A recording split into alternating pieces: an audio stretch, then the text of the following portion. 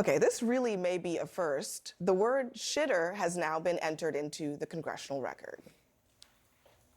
When we start talking about things that look like evidence, they want to act like they blind. They don't know what this is. These are our national secrets. Looks like in the shitter to me.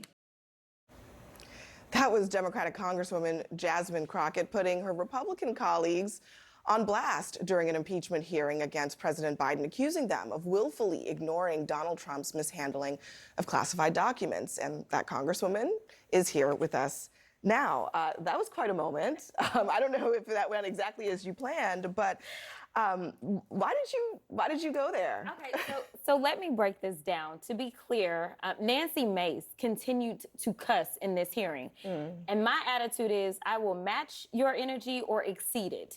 And I felt like I was going to use a better, way of using the word when I used it. So I did, and that was that. What do you say, though, to people who just look at all of this? I mean, you mentioned Nancy Mace. We've seen some other things, Lauren Boebert and others, and Marjorie Taylor Greene privately, publicly using profanity. Oh, yeah. Matching energy with energy, is that always the right strategy? What do you say to people who say it's not?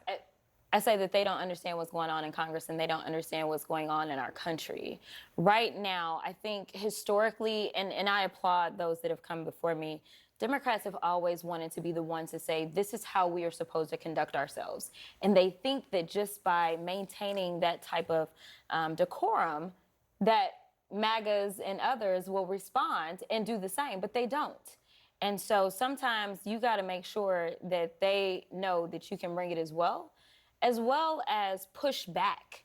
And that's what you're seeing right now. The younger generation is pushing back quite vigorously.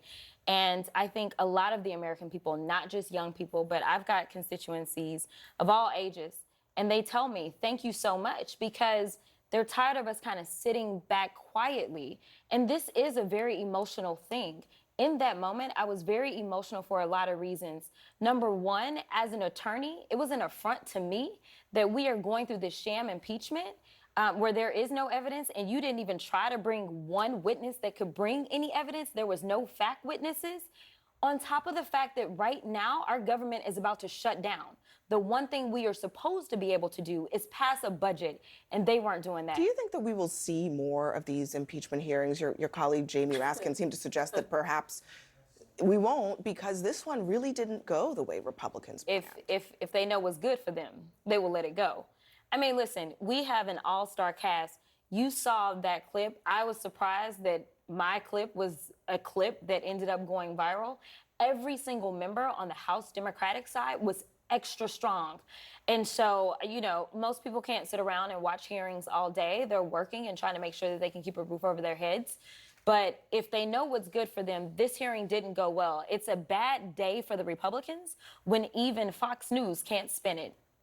We've done multiple fact checks on that hearing, and at best, there was just a lot of information that was omitted. I do want to talk about the government shutdown. You just mentioned it. Here's Marjorie Taylor Greene, one of your colleagues, what she had to say about Democrats in all of this. Democrats are clearly, they're fine with shutdowns. They shut down the whole country over COVID for far too long, and the American people suffered. I promise you, most Americans aren't too worried about the government shutting down. Most Americans aren't too worried about the government shutting down. What's your response to that? She's clueless and she's out of touch. And maybe she doesn't understand fully how much we do in the government. That's part of the problem.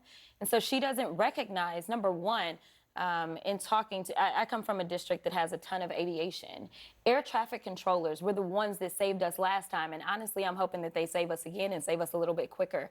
You're talking about shutting down business travel, as well as those that are traveling for pleasure. But beyond that, when we talk about our supply chain issues that we're still trying to get over, you're talking about affecting our supply chains. This is a lot bigger than just the government, not to mention the government contractors, not to mention those people that really need some sort of childcare in this country. And we know that Head Start most likely is not going to have the funding that they need. We know that the Republicans continue to say that they love making sure that they're taking care of the border, but they're not going to pay for Border Patrol. I have talked to those agents. I can guarantee you that they haven't. So your Congressman Matt Gaetz has said he may work with Democrats to oust Speaker McCarthy? Is that something that you think you or even your colleagues would be interested in?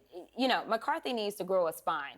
Here's the reality. What he needs to do is tell them, listen, there is no one that has the votes. He barely had the votes in the first place. We had to go through 15 rounds.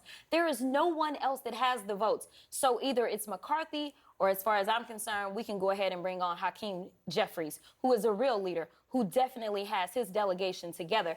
But there's no one else in the Republican caucus. So they need to go ahead and either come up with an alternative or go ahead and work with the speaker that they have. Well, we'll see what they end up doing.